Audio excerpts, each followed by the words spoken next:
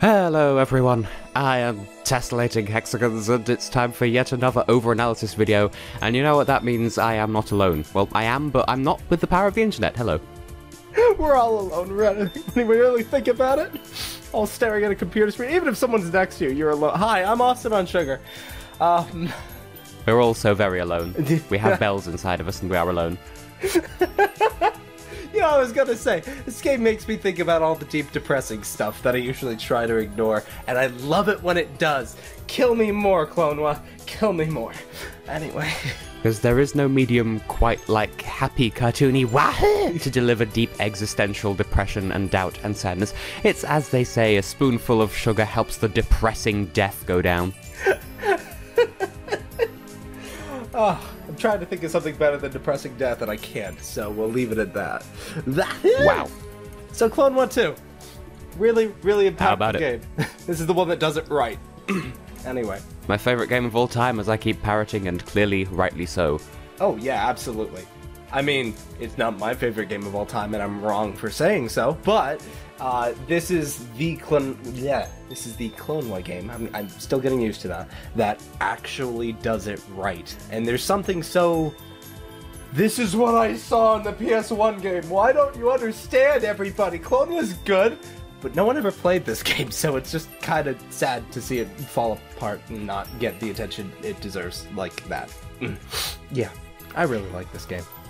Should we just spend the next 20 minutes just saying how much we like this game? Because I can do that. I like this game. I can also do that. I like It's a matter of who would sit through it apart from me. Oh, fair point. Fair point. We'll fast forward through the 20 minutes of that chipmunk style. I like it. I like it. I like it. Ugh. So where do we begin with this? Because there's just so much to dive into that I don't even have a good starting place with this game. There legitimately is so much. Well, I had originally planned to start with, well, I would say the most crackpot, but I mean, there isn't really a defined point there either, which is exactly the problem. But I'll just open with, I put forward that Lunatea may not be real, or like even less real than the previous game, spoiler alert. Oh, by the way, spoilers for Lunatea's Veil and Daughter Phantom Isle, just throwing that one out there. I put forward that the world of Lunatea isn't real, it's just this massive fucking coping mechanism for the events of the previous game, which took place like 5 minutes earlier. Coma theory, go! But hey, that's just a theory. A Klonoa theory! Wahoo! Do for watching. Oh. See, now I hear myself saying Clone Wars the entire time, which is not something I want to think about right now. Anyway, no, I second that theory with the adjustment that I'm trying to remember exactly how they word it in the first game, but I don't think any world in Klonoa is real, because they're all dreams. But I get where you're going with this. This is a dream within a dream. Go ahead and do the thing. Whoa. Thank you. I needed that. So, where to start with actually, like, positing where this theory comes from? Should we just jump to the big thing? You're welcome to jump all over my big thing. Yeah, that I will do. Alright. Hupo's a dick. You know, it's funny, because at the end of the last game, the forced sad ending that, like, it's good, and to me it just could have been done better, but it does come out of nowhere that it's like, oh, by the way, I'm your best friend in your mind, but like you didn't exist like a week ago. Oh, you're gonna laugh at this. So funny story, actually. You didn't exist a week ago. I kind of made you think I was your best friend and acted like your best friend for a whole week. Now I'm just gonna, you know, just now, seconds before we have to say goodbye, send you through a portal that's gonna send you back to the world where you're less material than in this world, which in itself may be a dream. Oh, this series is very strange with how it, like, you know, thoughts into power and all that, whatever. Chaos is enriched by the heart. So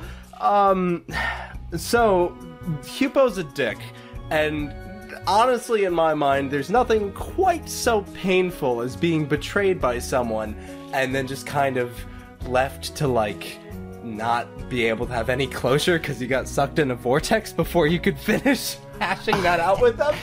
Every Wednesday. Every Wednesday. God, you must have a depressing life. So, the whole getting sucked into a vortex thing is what really hammers that ending home. It's just, Hippo's a dick. Waited until then to say it. At that point, Hippo should have just walked away and let Klonoa get sucked into a vortex and be sad about missing his best friend and not knowing that all of a sudden, like, everything he's ever known or thought he ever knew was a lie. Hoo boy. It's unclear whether or not when he leaves Phantomilia, he gets his old memories back from before he was the dream incarnate. But even if that is the case, which would kind of explain why at the very least he's not bawling at the beginning of the next game, it's still a pretty depressing idea to know that somebody was that manipulative to you, that they would do something like that, yada yada. So, let's start with just the broad spectrum idea that, like all good theories, Kubler-Ross model of grief. Whole game. Oh. Yep, every game that I ever do an over-analysis video of, including Honeycomb Studio, which we never actually bothered doing that for, but hey, that was never the point. Yep, this is all just based on the 5 stages of grief. But this one actually has several thousand roots ingrained into the nugget of possibility, and the wind blows beneath my chicken nuggets. And I will say, my own personal theory is that we don't know if Klonoa had any memories of anything prior to Door to Phantomile, and so because of the way this game starts, the way I see it is he remembers the events of Door to Phantomile, but just sort of nothing before that. Like, whatever Hippo did, that was like a soft reset on his brain if Klonoa even existed prior to the events of that game. What sells me on this particularly is, like I said, like, I keep coming back to, this game takes place 5 minutes after the last one. Well, it literally sort of does, because this game starts with Klonoa just in this void, this black void. Where did he go at the end of the previous game? Into a void. So we see him in this space, and then literally the portal at the end of the previous game is just like the bed of the Sea of Tears in Lunatea. He just goes whoop, and there he goes. He goes from one game into the next, just like that. And that's where the game starts. And wouldn't you know it, we have a game that's split into 5 kingdoms based on emotions. Now, the interesting bit is, there are 2 ways of looking at this, because we have tranquility, joy, discord, indecision, and sorrow. That's 6! Which in its... Great, now they're both going up on me. I made it worse. But you could try to find parallels you could just straight up say, okay, well, tranquility is like denial. You're tranquil, you're in denial, whatever. But there's angry, which is angry. There is joy, which I guess either joy is denial and tranquility is acceptance, or the inverse. And indecision is bargaining, and sorrow, I don't know. Sorrow, fuck knows. The other one, and the far more interesting theory that I've seen, courtesy of no one in this particular conversation by any means, is that the 5 kingdoms aren't the 5 stages of grief. They're the stages in between the 5 stages of grief. And I'll let you explain that one, because you come up with a theory and you can word it better than I can. But hey, you can word things better than me any day of the week, except Schmel's Day. That's my day. You leave Schmel's Day alone. You can word things better than me. Schmel's Day. You know, maybe I might consider... I was about to contest you on that point. Now, let's see here. Alright, where do I begin? Oh my god. So, I would say even less stages in between the stages, because that's not really a thing, but like the transitions between the stages. When people say like the Kubler-Ross model of grief follows a particular order of things, a lot of people sort of overlook why it follows that order. It's not just a matter of, this is how you feel, and then one day suddenly you stop denying and you get angry. And then when you stop getting angry, you start bargaining. It's the idea that it's how the mind is capable of wrapping its mind around something. The mind is capable of wrapping its mind. How the mind is capable of wrapping itself around concepts that are difficult to swallow.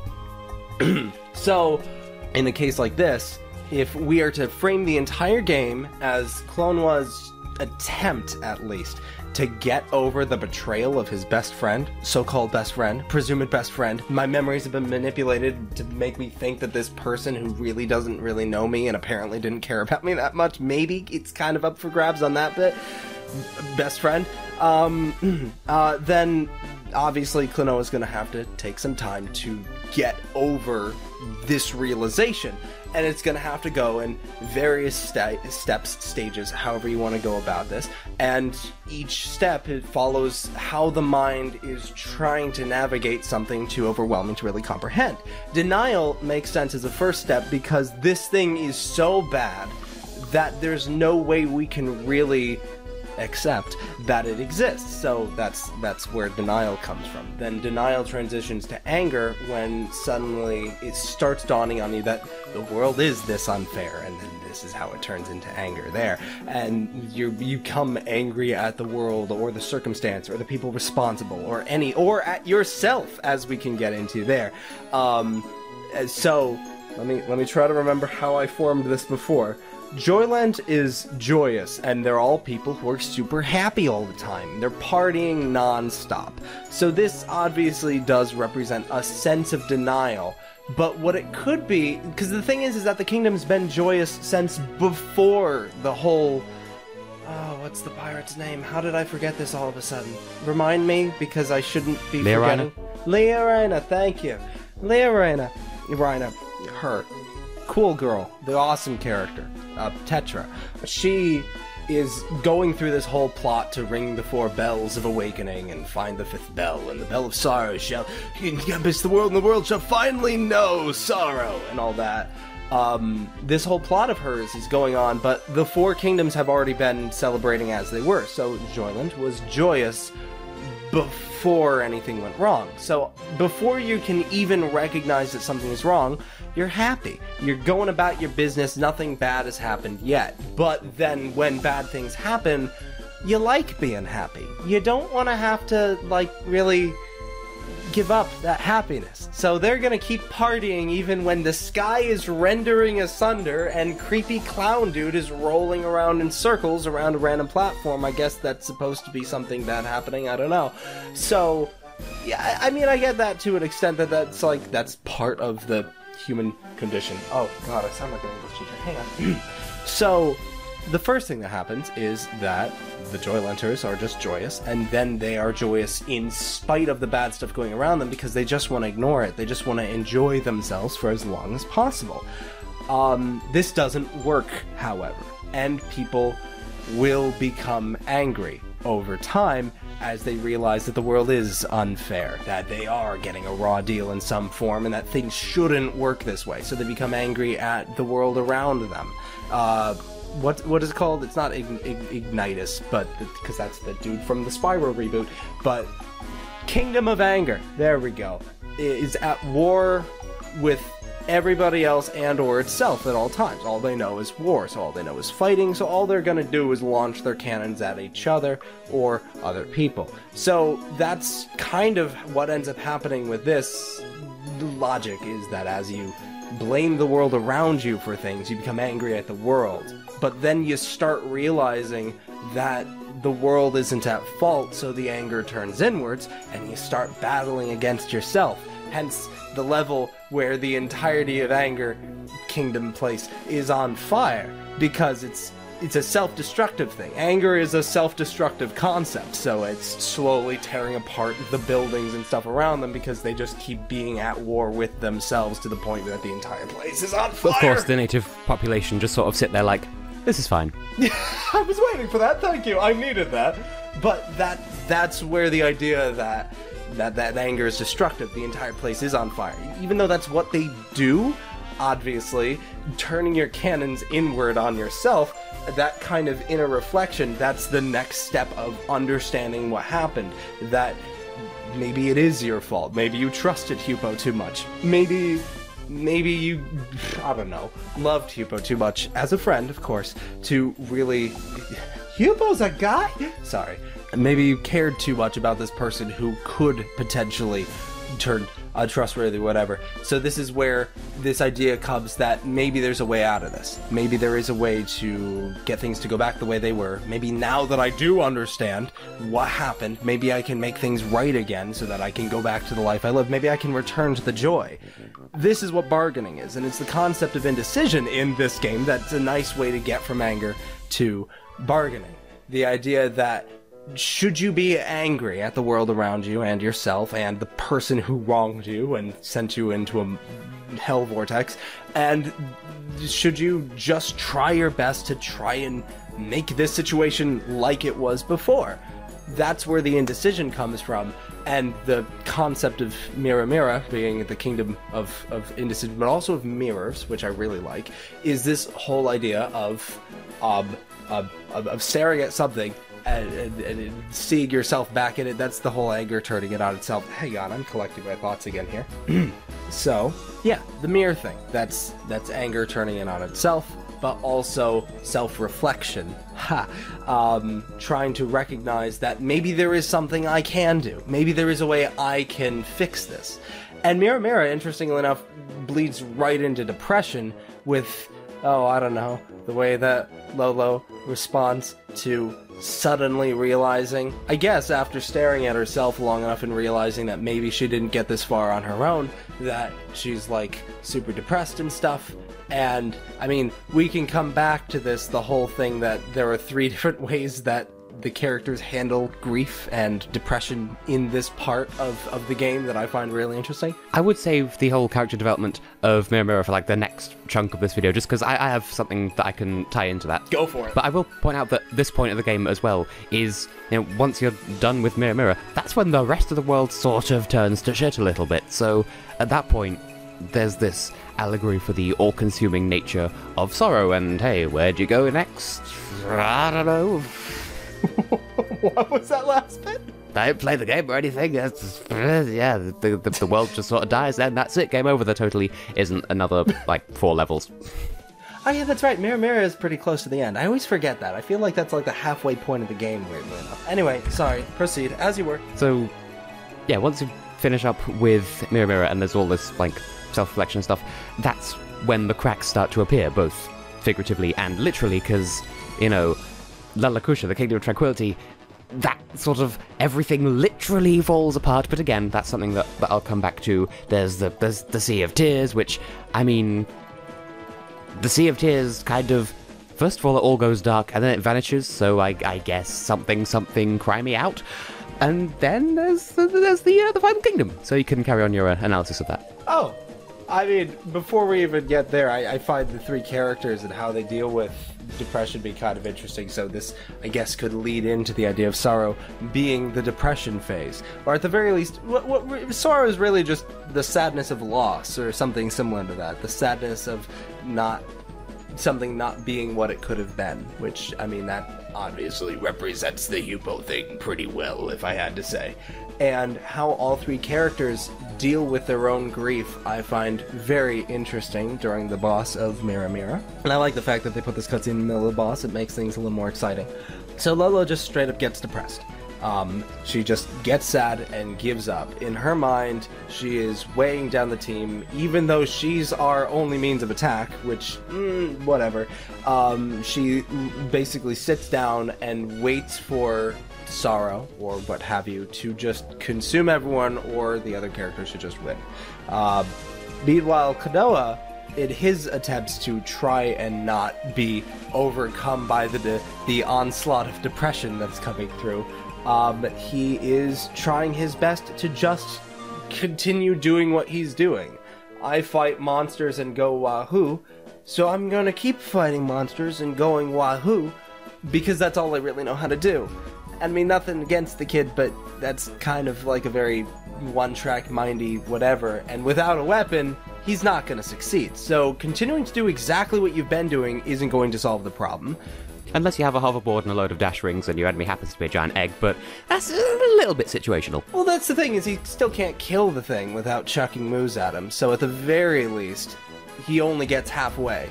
You can't finish the battle without at least some form of, I don't know, change to what you're doing. He's just snowboarding at that point. And I mean, it's fun.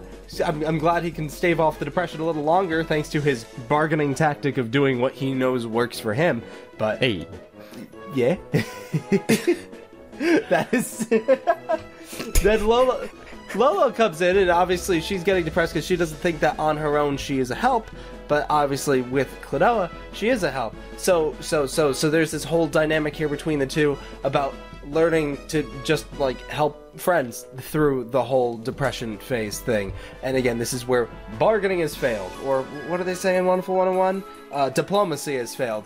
Now we need to try something new. A new tactic, a new way to go about things. Popka, I love, though, because Forever the Player 2, his way of helping his friends and doing his job as the hero is just telling his friends to do what their other friends are doing, basically. He's like, Lolo, get up and go help Klonoa. Why? Because Klonoa is the way you should act. Look at him just doing what he's doing. I like that because it makes me feel good to know that somebody else already knows what they're doing, even though that doesn't really solve the problem anyway.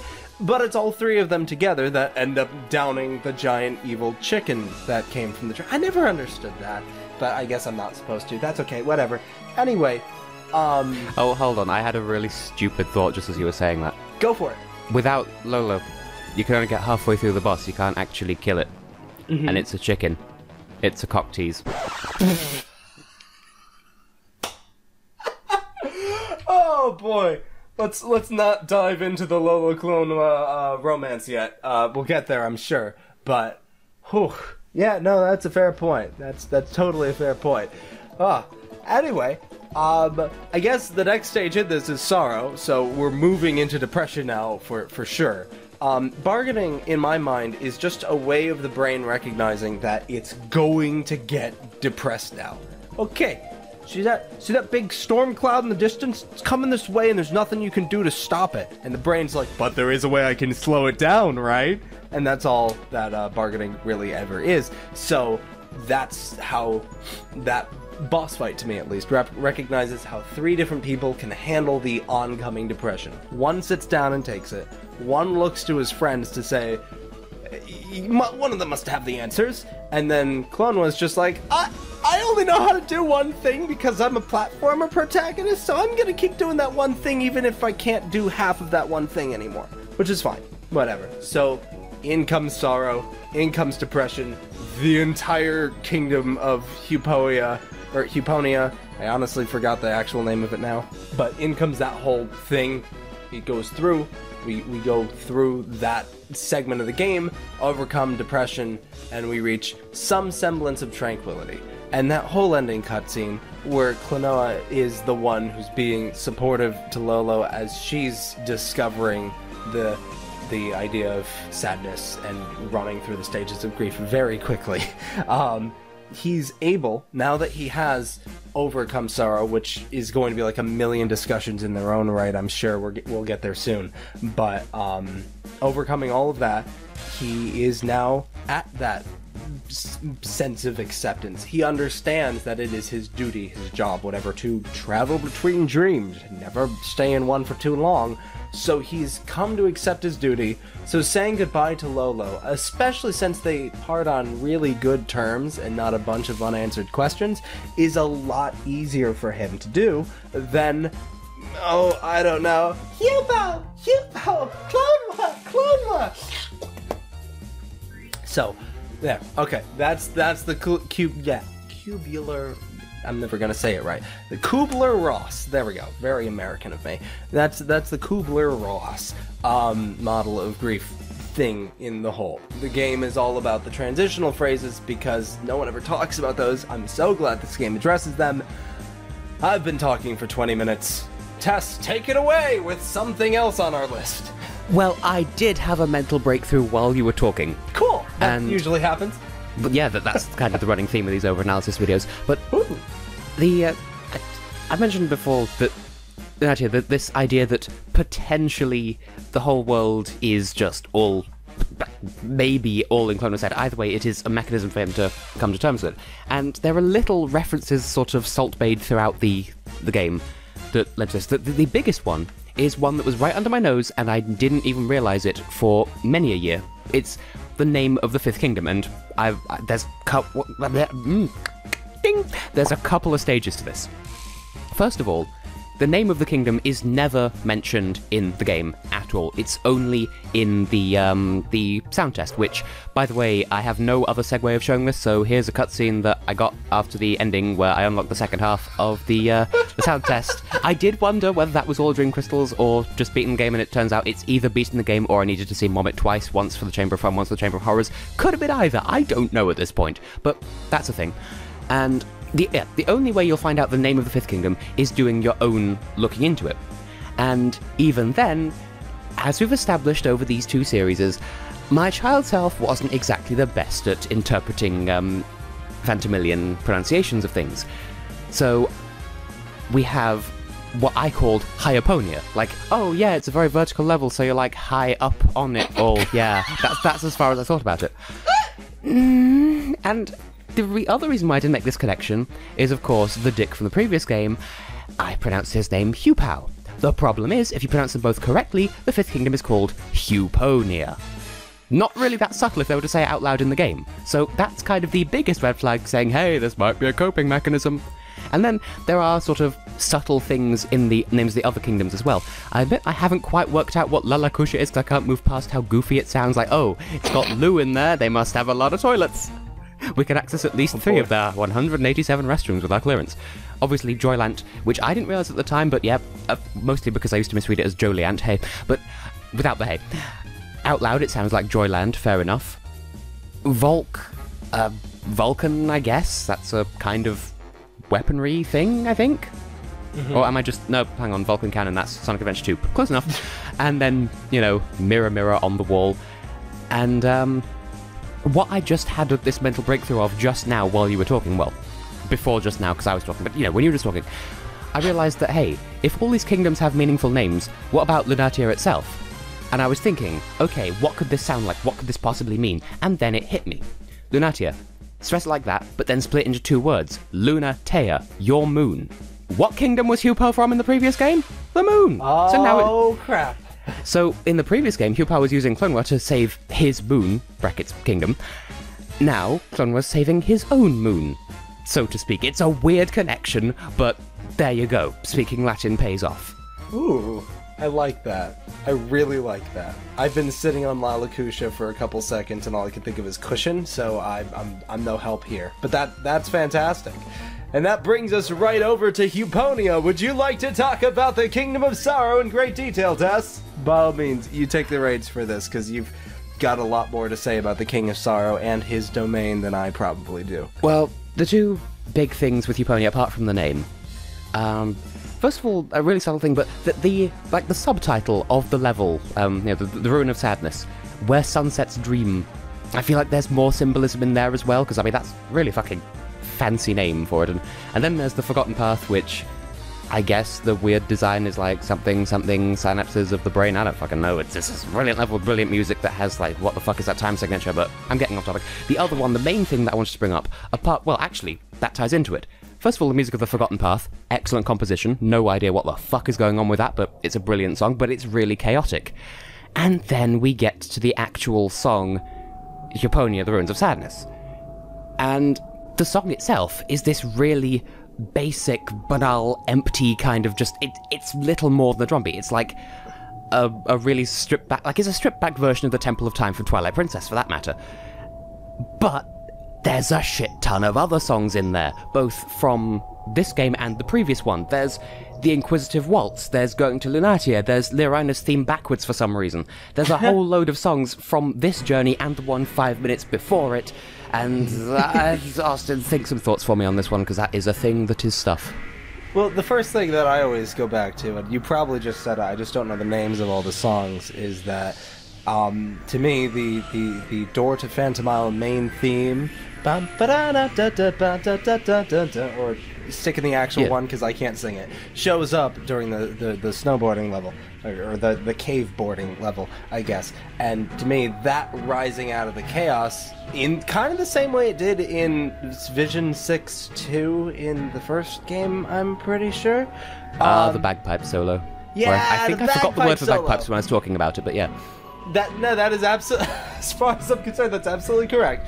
Both of those, it's the main theme arising out of chaos, and I think part of what that is that Klonoa's getting closer and closer to acceptance during that period of the second game. So of course things are really, he's, instead of like, you know, again, the whole thing about depression a lot of the time is ignoring what you have experienced, trying to move past it by pretending it didn't exist. That's half of the phases of Kubler-Ross right there.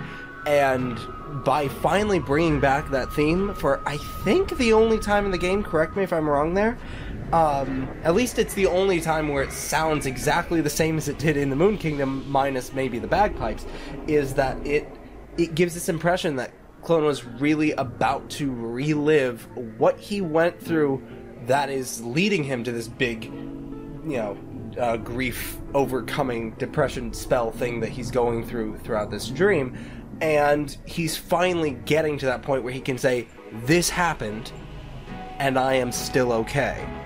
And I think musically, it's an incredible way to have that theme rising out of the chaos in a very similar way to the way it did in the first game. Where there it was resolute and also at the same time sounded a bit corrupted. Here, that's the most normal sounding part of an otherwise chaotic, what did I say it was?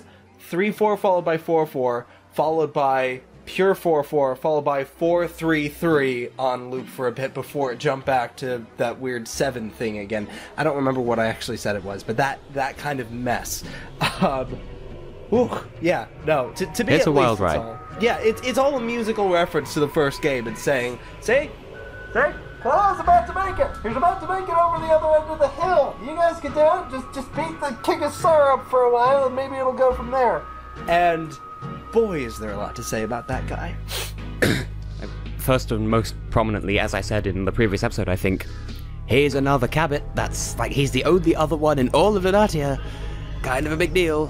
Mm-hmm. Especially since throughout the entire game, they never address any of the species really, but they never address Klonoa's species. They only ever refer to him as a Dream Traveler, or Phantomiliorna in the Phantomilian language, which is an interesting thing unto itself. Mm-hmm. And then suddenly, we've seen, up until now, a world that is very segregated into its kingdoms. Yeah, we have the tall people with the boomerang heads in Mirror Mirror. We've got the little mole people from Volk, the little dinosaur things from Joylanch, the monkey people from Lalakusha, and no one else exists in the Kingdom of Sorrow at this point, until you meet the king himself, who's a Cabot, which says something, I'm sure. I mean, to me, it all kind of came together. I mean, I kind of had this idea beforehand, but let's go back to that later. But the last thing, I believe, that Klonoa says to the King of Sorrow is, after all, we've come too far to turn back, right? And the fact that he stresses, we have come too far? Could he be talking about him and his friends? Could he be talking about the fact that both he and the king have both come so far in a direction? To me, it sounds way more like it's recognizing that the King of Sorrow is a part of himself. The King of Sorrow... Either way, it's a little more than just quoting a Daft Punk song that wouldn't be released until about 10 or 12 years after this game's release. Is that to turn back? I thought it was just, we've come so far to give up who we are. That's what it was. Thank you. I've been forgetting that song for years, so thank you for that. Anyway...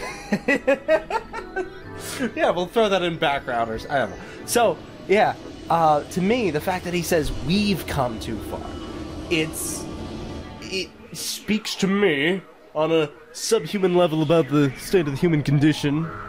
Take out your notebooks and turn to page 23. It speaks to the idea that Klonoa and the King of Sorrow are the same person, or at the very least, the King of Sorrow is part of Klonoa, because even in Phantomilia, we never met another Cabot. Klonoa's the only Cabot, right? I mean, in Phantomile, the resident collectible people, the Phantomilian version of the Momet-Dings were other Cabots, but even then they look a bit different. What I do find interesting, though, partly, halfway through the final boss, Leorino does refer to him as a lump of pure sorrow, and perhaps... beyond the diegesis of the world of see, you've got me doing it now as well.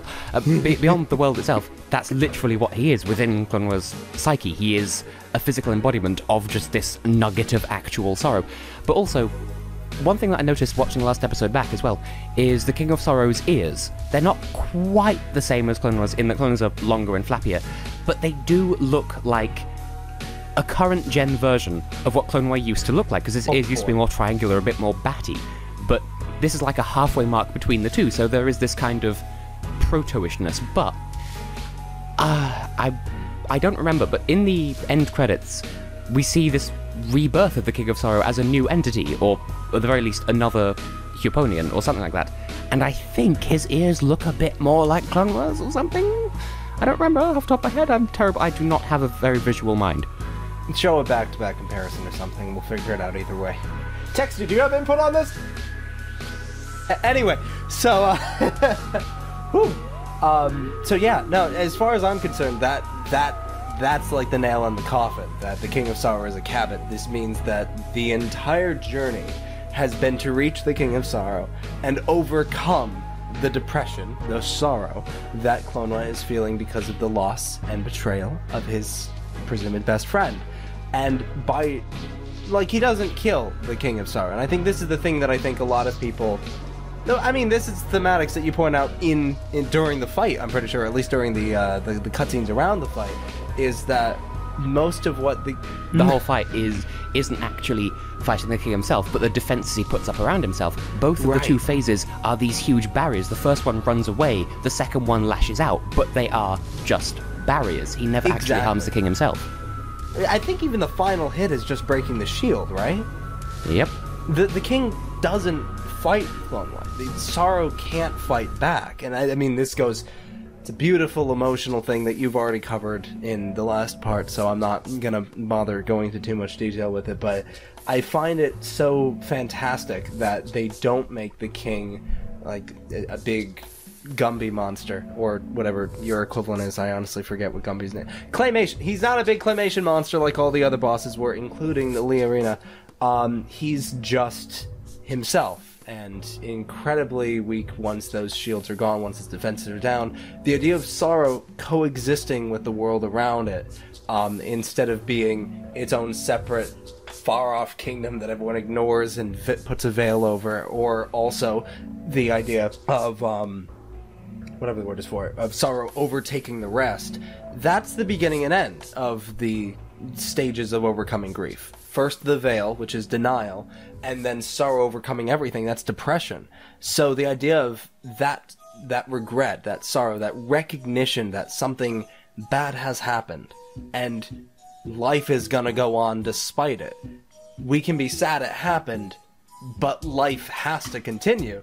That's the idea of acceptance. So getting the King of Sorrow and the Kingdom of Huponia to coexist with the rest of the world of Lunatea, that's a fantastic way of representing acceptance in my mind. That is also obviously represented by the Kingdom of Tranquility, so tranquility will once again be restored or whatever, which I guess brings us to Statue Lady. Oh, Claire. Caused me so many problems with the nomenclature because there are so many Claires, except they're not. We have Claire the Ancient, Claire the Modern, Claire Adventure, Claire 06, we don't speak of Claire 06. And in my mind, and in my car, we can't rewind, we've come too far. That's Video Killed the Radio Star. Lunatea's problems, if you don't look at it as a metaphor for Klonoa's problems, and it is, but still, in its own little diegetic bubble, I put forward the idea that Lunatea's problems began with Claire the Ancient, who, cast your minds back, she's the giant statue that the fifth bell was hidden inside.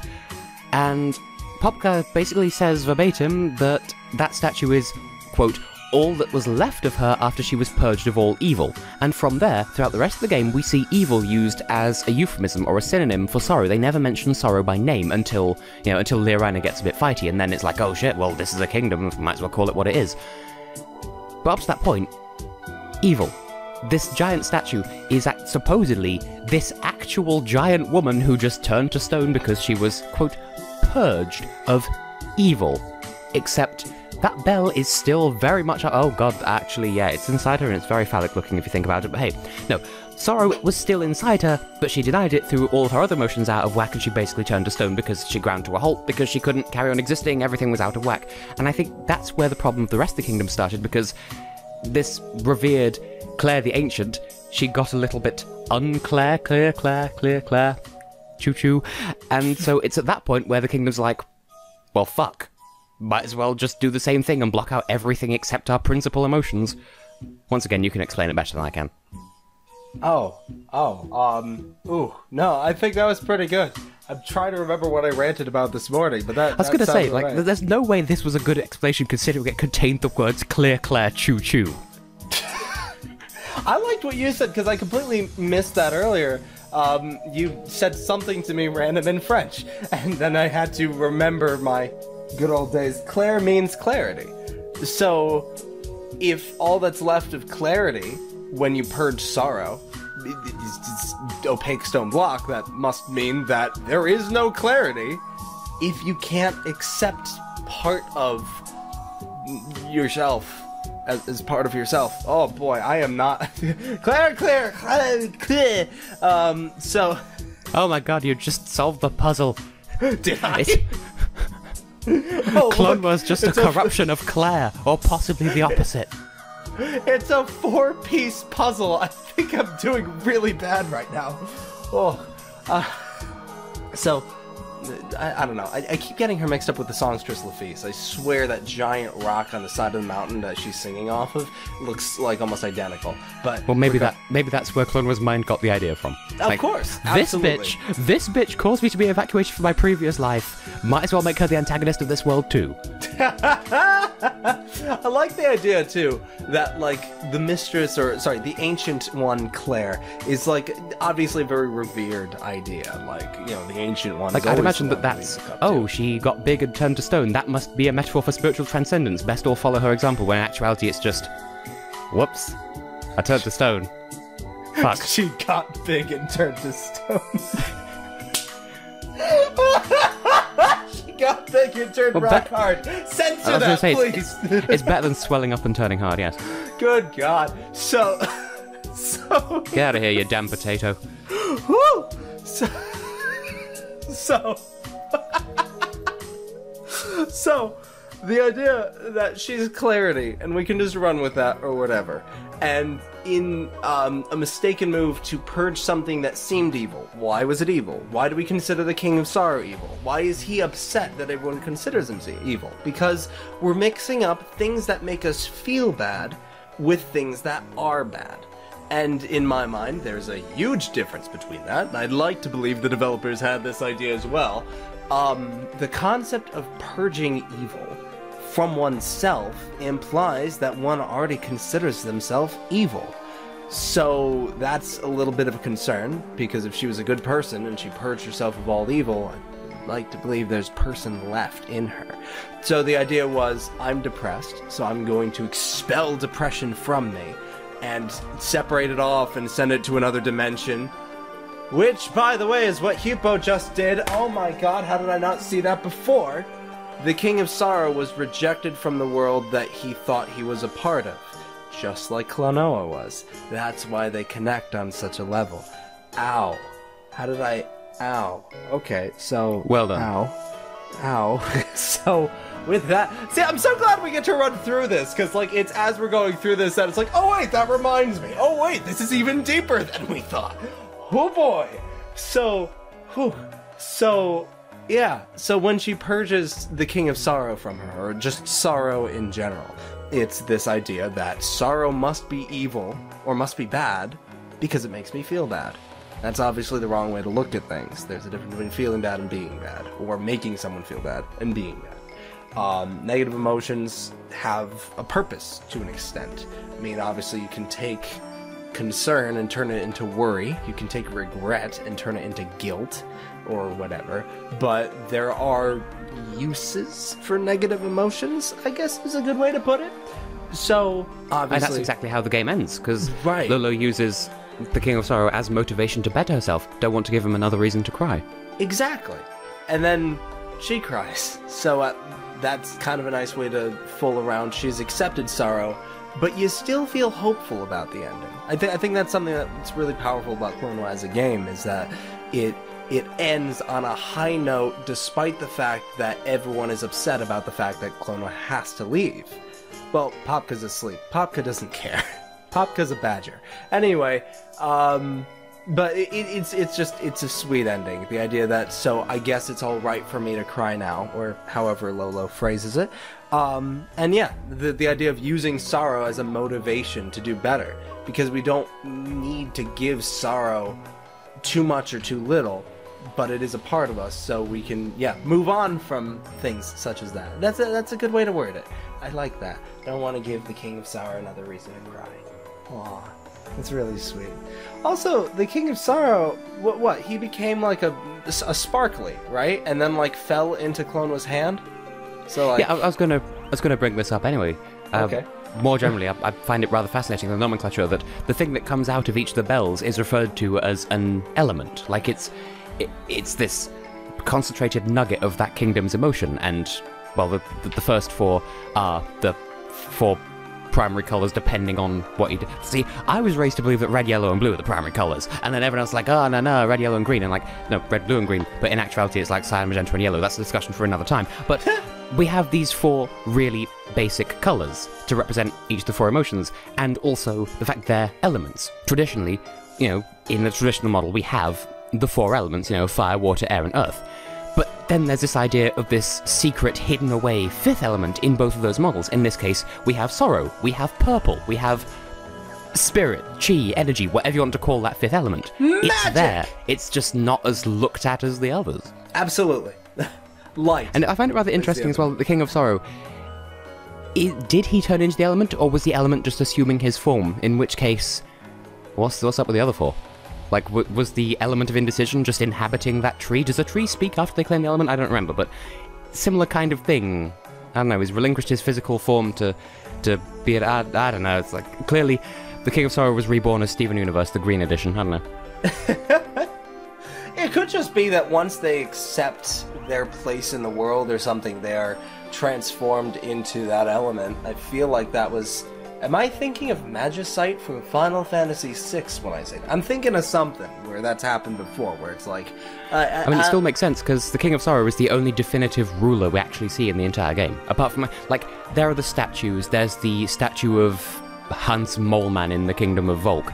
But we never actually see, in person, any leaders. We see the spiritual leader, the High Priestess, but she's only a High Priestess. She's not in charge of Valakusha, she's in charge of the priestesses.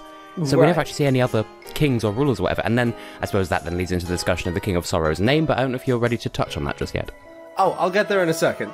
But this is now making me think, if there are these 5 elements, we can also think of elements as components. Components, perhaps, of a person. If they're all emotional, then just as each kingdom represents a different emotion, we can also say, therefore, the 5 elements are the 5 elements of a person. If we're running off the idea that this is all taking place in some dream level that Klonoa is going through, and he's experiencing this dream world to overcome his own grief about Hupo's betrayal, then this means that the 5 elements are all pieces of him, in some sense, and they're all 5 elements of his personality and his emotion, and Lyrina speaks that pretty clearly. So again, I feel like I'm repeating the game at this point. Watch the last part, you'll probably get more philosophical stuff out of that.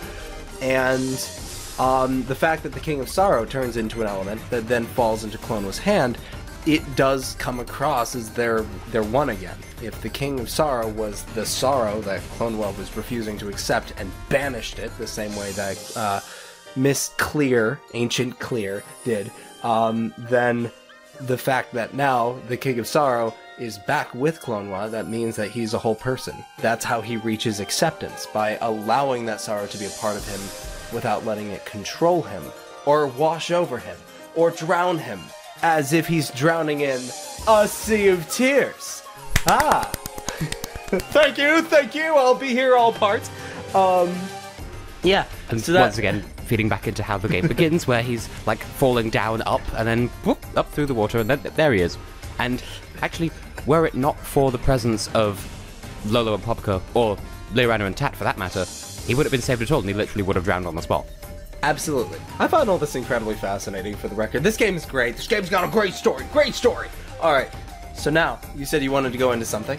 Yeah, the King of Sorrow's name, I think, was one thing we were going to discuss. Yes! Because this was like 5 minutes before we started recording the first time.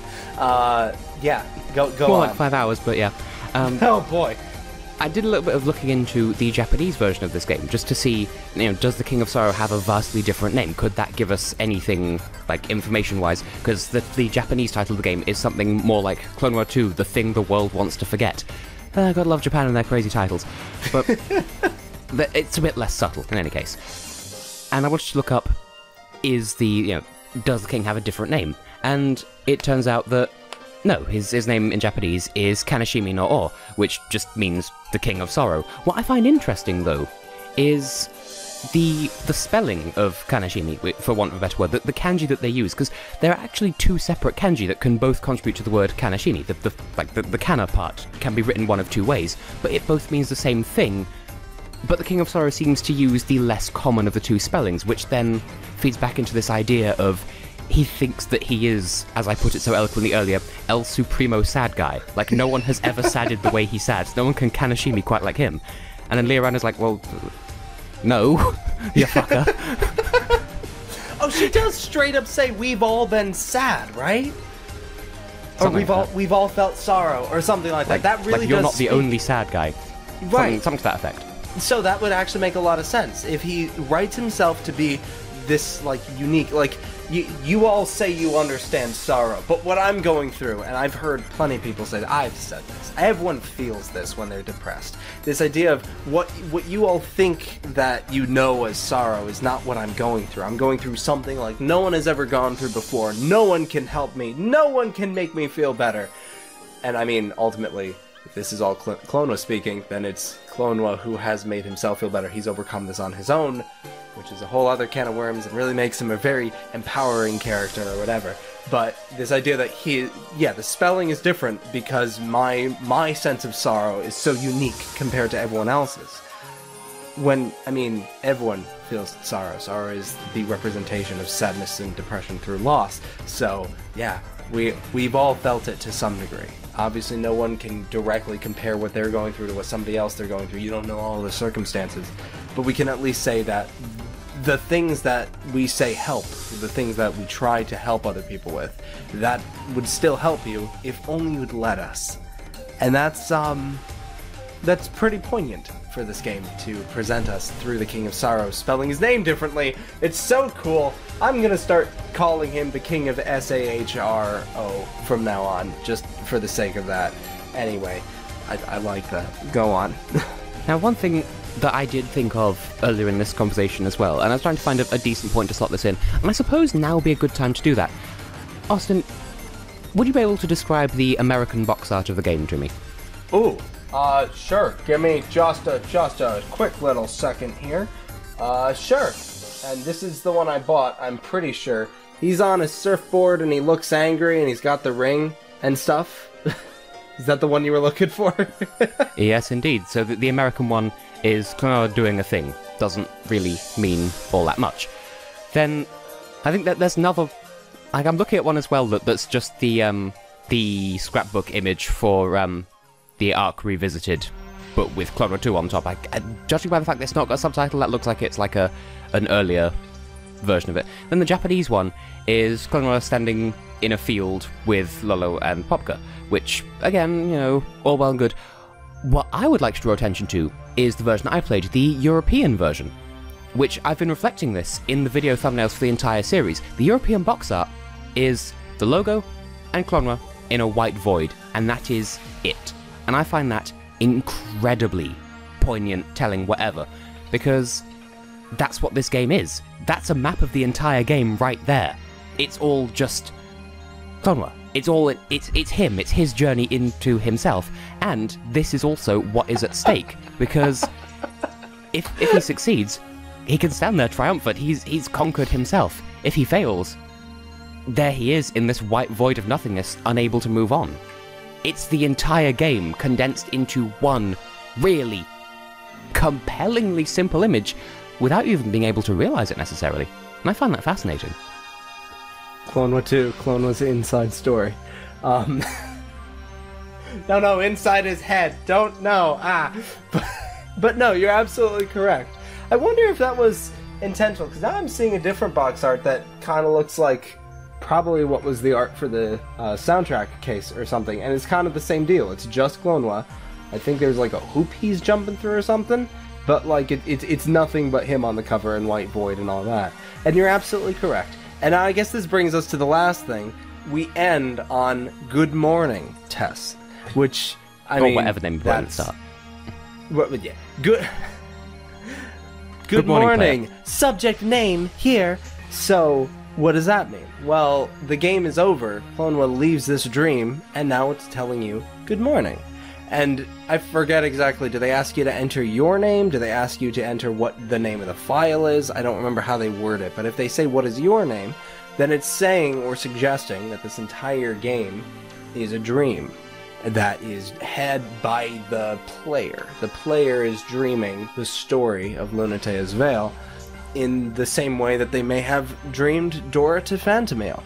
And if you really want to go down that rabbit hole, then Dora to Phantomile is the acceptance that an event happened, that event being the betrayal of a friend, which then is overcome in Lunatea's Veil, making this a perfect sequel, because if both games are dreams that you, subject name here, are having, then you've used these two games and these two storylines to accept that it happened, and then get over the fact that it happened over the course of a really beautiful, compelling, lovely, adorable venture.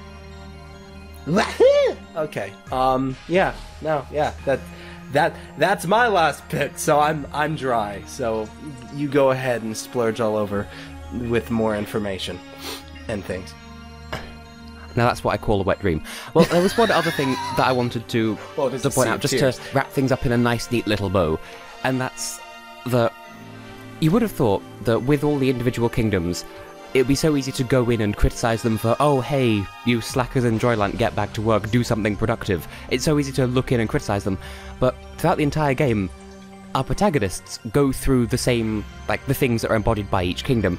And it's not a case of, oh, they're in this kingdom, suddenly this magical haze drifts over them and alters their mind. No, it's much more subtle than that. For example, Joyland.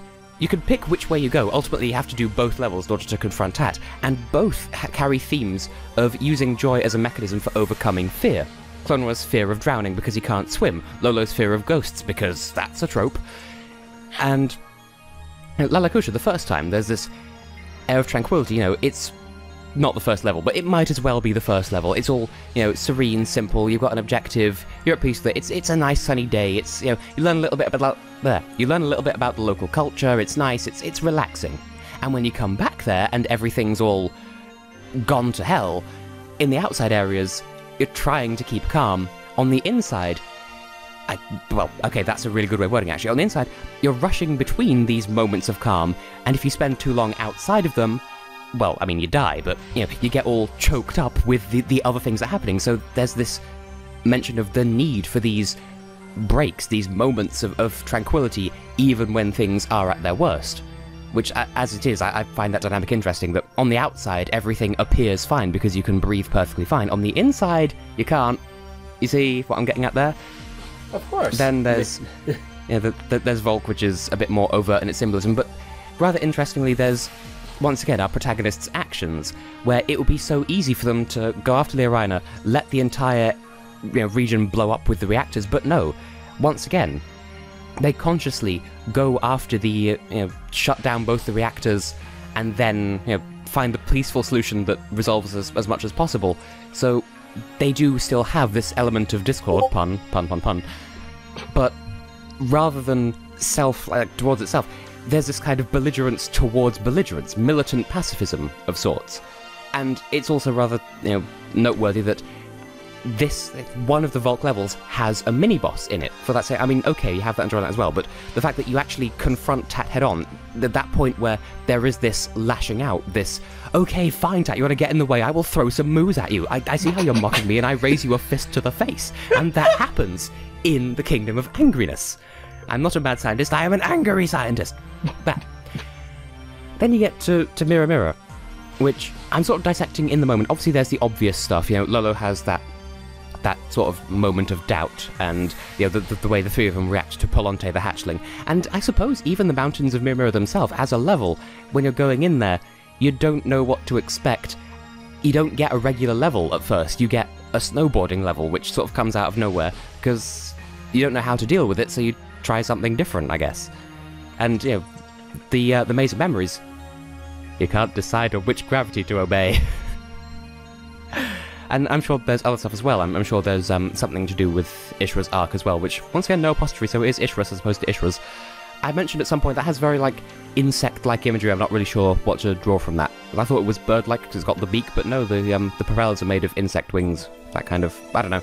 And then there's Puponia, which I think we've sort of mostly bled dry at this point. I guess there's the element of desperation as they're getting there, and the Kingdom of Sadness itself is so desolate, isolated, there's nothing and nobody else there, just these memories swirling around in their head as they're going through this permanently twilighty area that's got its own chunk of the world map. They didn't even have to put it on its own screen of the world map. This is the only point in the game that does that. But they do it anyway because of how it's been isolated in this way.